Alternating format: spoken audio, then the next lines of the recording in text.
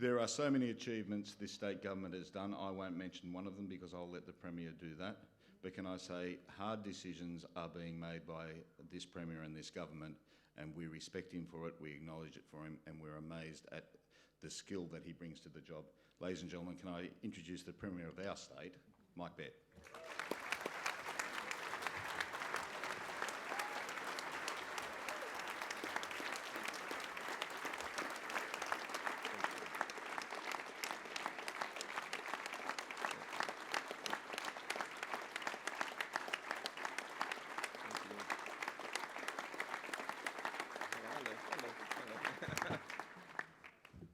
It's almost lunchtime, let's go. So,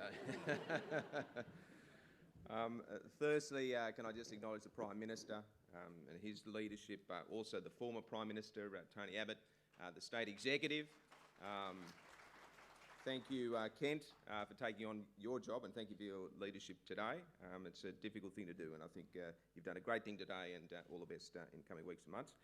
Can I also just acknowledge, pure and simply, my incredible team. I am the luckiest person in this country, I think, in terms of the talent of my MPs.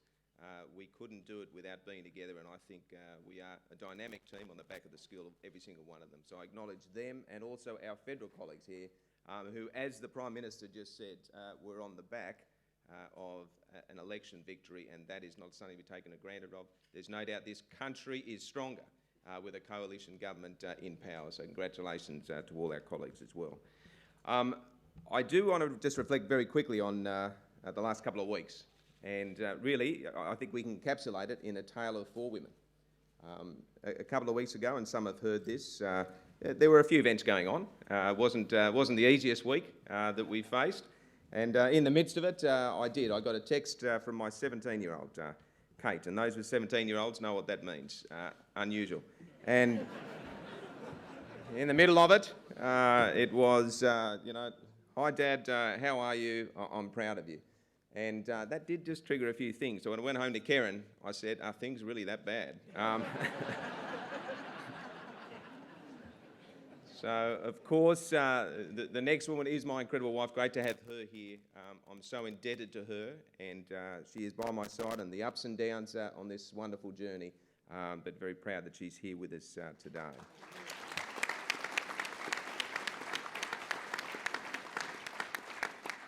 Now, the third woman, I was reminded when I went to the local government conference last week that we don't do enough, I think, to celebrate our incredible women in this party. And I was reminded at that conference that Jean Hay has served her community for 30 years, and we should be incredibly proud of her and her contribution.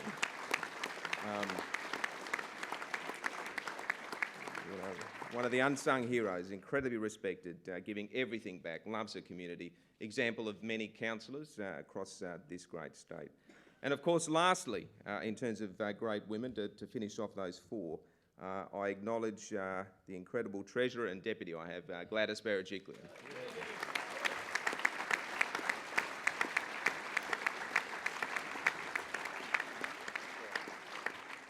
So, friends, you might have seen those headlines yesterday, and what they said on the back of that lease that was signed for Ausgrid for $16.2 billion. They said that New South Wales is back, and under this Treasurer, that's exactly where we are.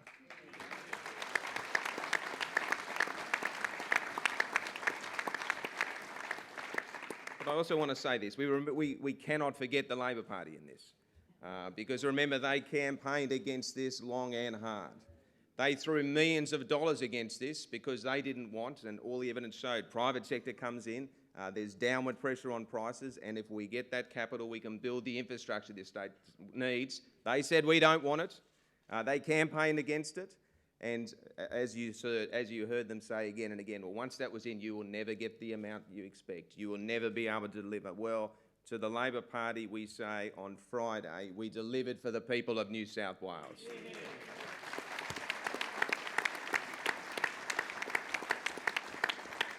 And the reason we were able to do that, and we should remember, back at the election, we had key members across many marginal seats that were prepared to take that fight. They're prepared to say this is the right thing to do for the people of this state, and we are prepared to fight for it. And there are many MPs, and I'll just acknowledge a couple, noting Mark Courray in Oatley, a seat that we should never have won, but he has done a great job there. Well, no, not because of Mark. I mean, I'm actually saying the opposite. Tanya Davies in Mulgoa, Bruce Notley-Smith in Coogee, just examples of members that were prepared to put their seats on the line because they believe what we're doing is the right thing for this state, and we should acknowledge their incredible work at that time.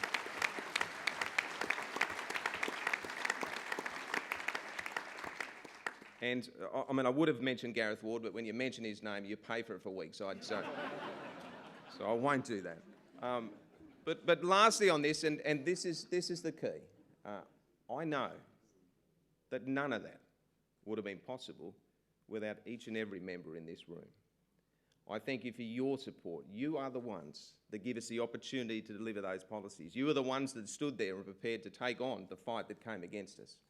And I think it's a good reminder, when we come together, well, nothing can stop us. And nothing can stop us doing great things for the people of New South Wales. On behalf of my team, I say to every Liberal Party member here today, thank you for your service and thank you for your support on this journey that's going to transform this state.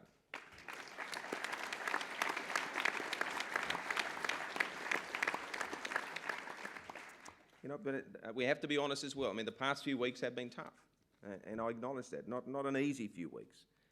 But you have to accept that. That's government. I never signed up to this job, my cabinet never signed up to theirs, and the members of government never signed up thinking this was always going to be easy. And it hasn't been. And all of us aren't going to shirk the difficult task.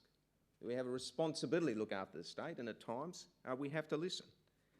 And I think that's what we have done in recent weeks. We heard concerns. We heard frank feedback. And that is something I think in politics that is incredibly important.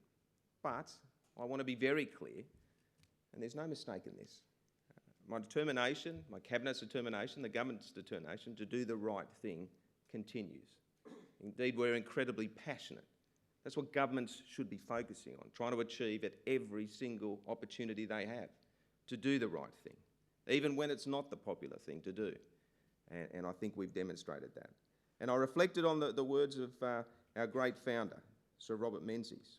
And he wrote this in 1942, which I think is very pertinent today. He said, "If I have honestly and thoughtfully arrived at a certain conclusion on a public question, and my electors disagree with me, well, my first duty is to endeavour to persuade them that my view is right.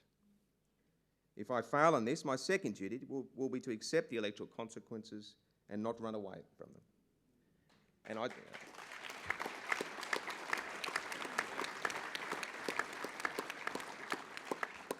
give you the assurance, we will never be a populist government. We won't.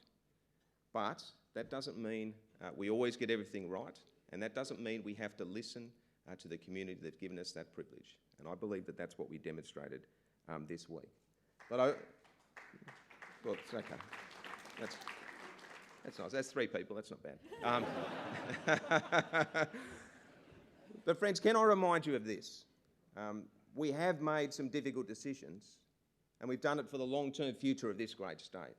And every single member here should be incredibly proud of the government you have in New South Wales. And let me just give you a sample, a sense of why that is the case. You already know our Treasurer and what she is overseeing. But the economy, where it was, New South Wales was 8th in the nation for 10 years, slowest economic and jobs growth. Well, under this government and this Treasurer, we have New South Wales growing 50% faster than the average of every other state. We are leading the nation in economic growth.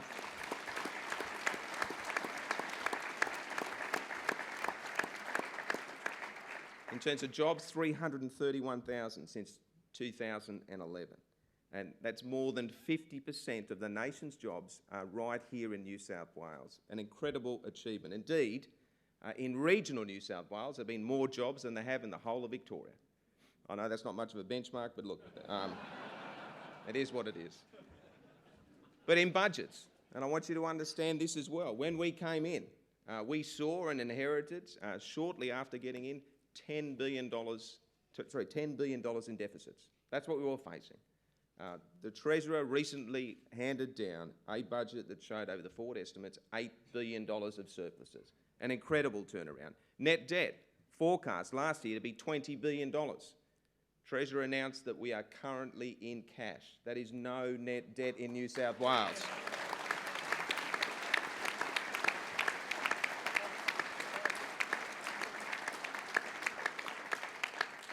And net worth, not something that's often spoken about in politics, but it shows. How are you managing the assets and liabilities of the state? How are you managing what you're entrusted in for future generations? Well, I can tell you that we inherited a net worth in New South Wales on behalf of the people of this state, $145 billion. And at the end of the estimates, the expectation now that is going to be $246 billion. A $100 billion improvement in the net worth of this state.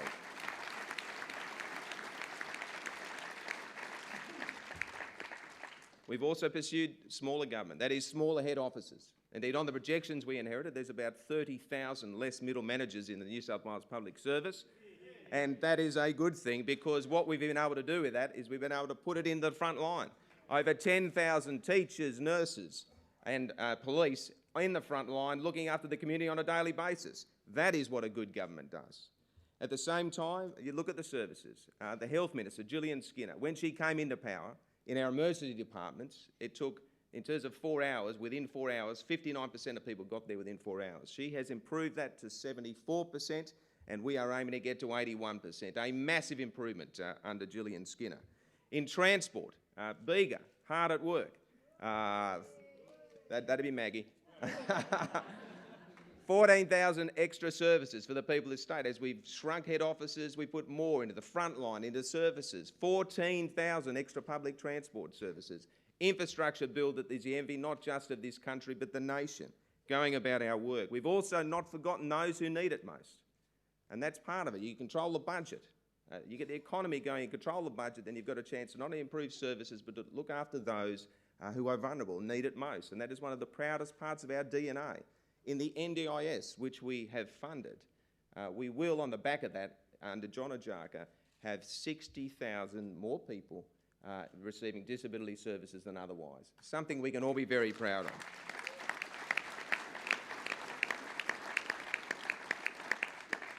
In education, we've followed the Liberal principles. Let's give power back to the principals. And we've also done that in health. Power back to local health districts and let them make the decisions. Decisions on budget. So if they find savings, they can put it back to work in terms of additional education resources. An important initiative. Let them have the power to recruit what teachers they need to drive our schools further. We have given that through education. Great reforms. In Service New South Wales, Dom Perrottet, known pretty much as the James Bond of the state parliamentary. The James Bond, what he has done in Service New South Wales has transformed service delivery. And I should acknowledge the former Premier Barry O'Farrell. This was his vision. We are executing it, and he should be commended for it, because as Dom does it, we are improving customer service across this state. I mean, remember when you had to put aside your weekend to go to renew your licence at the RTA? Those days are over, and we are doing great things there. And of course, the Opal card. And we remember Gladys's role in that, and Bega's role in overseeing it. I remember on Mondays when you had to line up to get your tickets, those queues are gone, customer service is improved, and that is a great thing for the people of this state. And lastly, I just want to acknowledge in terms of this, we need to understand the infrastructure miracle that is going on in New South Wales. It is the biggest in the history of this country. It is not something we should think, oh, that's just going to happen. Well, it's not. We are delivering more, $73 billion over the next 4 years than it's ever been seen. We're doing more in transport than they are doing in London and New York, despite the size of their cities. We are not only going to deal with the congestion we have today, for the first time, we are dealing with the generations to come. We are getting ahead of the curve. We're preparing this city and state for the future. And that is what this infrastructure difference is going to make. You go up down the Pacific Highway, which we're doing many things jointly, as the Prime Minister said, with the federal government. The Princess Highway, the Convention and Exhibition Centre, the schools, the hospitals, sporting facilities, cultural facilities. We are doing more than can ever be imagined. And we do remember when Labor was there, looking at the M4, the M5 and the connection between the F3 and M2. We said in government we'd start one of them. Well, friends, we are doing every single one of those.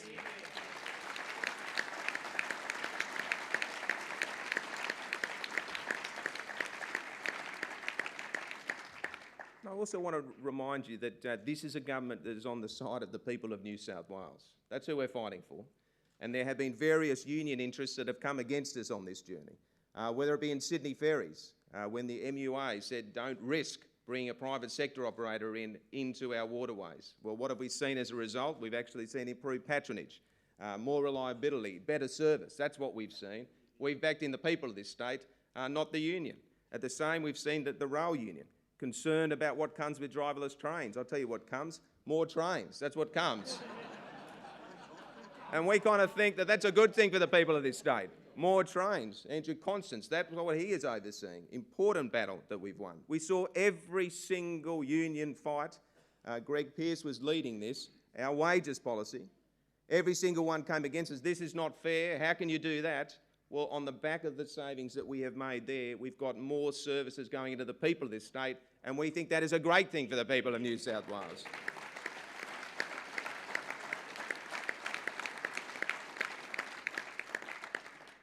And we saw a similar thing in workers' comp, which Greg Pearce personally oversaw together with his team. A reform that's so fundamental, absolutely in deficit, unsustainable scheme, $4 billion in deficit.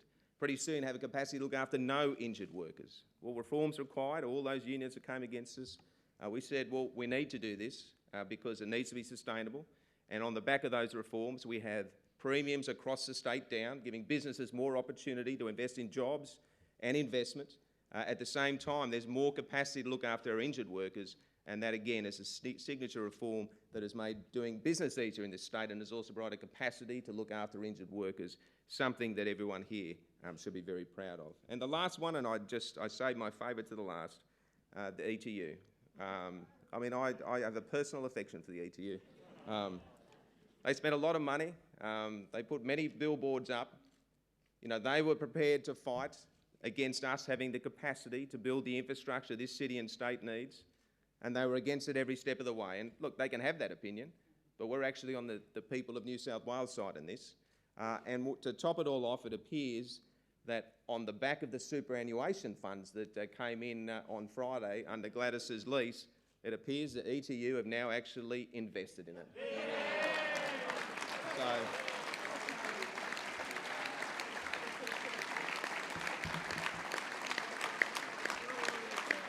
So,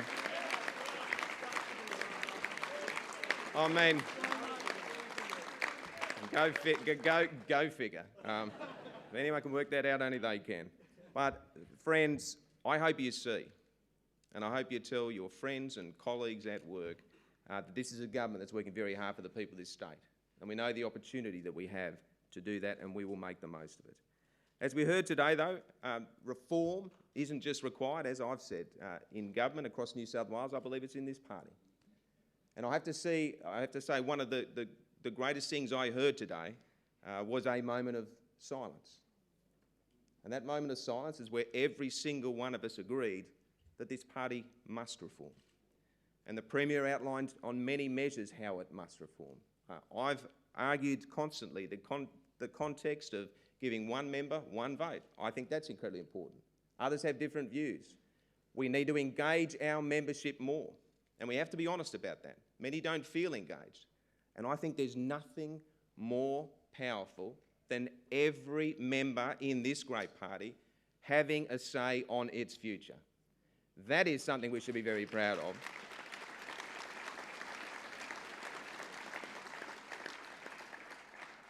And we shouldn't fear change. We should embrace it. And as I said, some of those achievements that I have outlined before, I think strongly come on the basis we are so much better when we come together. And I believe that that convention will be that. That Futures Convention will give us an opportunity not just to look on how we vote at pre-selections, but how do we engage the membership? How do we make this an attractive party to bring as many members as possible to make us even stronger and give us a capacity to make a huge difference for the people of New South Wales. Now, friends, I do want to sort of close in this sense of we cannot have a sense of complacency. We really can't. There is a great potential for the electorate to forget what it was like under Labor. It's burned deeply within me. I remember not only being laughed at in terms of where New South Wales was economically, I remember seeing brochures and announcement for transport and infrastructure projects.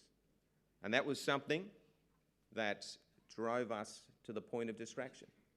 And we said we were going to do something different, and we have.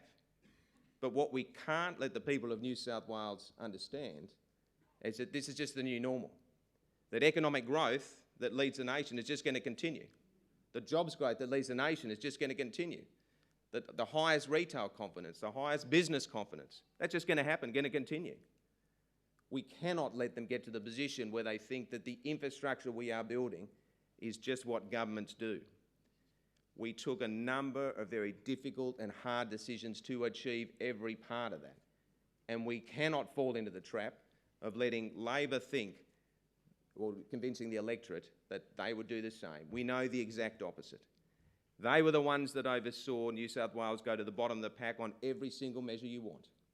They were the ones where you would have been lucky to see any cranes in the sky.